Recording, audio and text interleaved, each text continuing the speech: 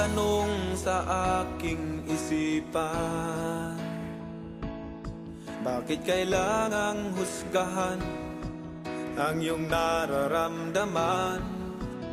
Ano ba ang tamang batayan upang tayo'y pakinggan?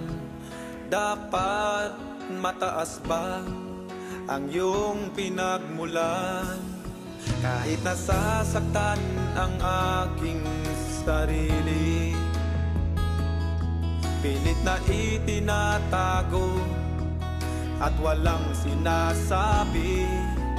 Puso ko may nagturugo, ya'y di kita ng iba.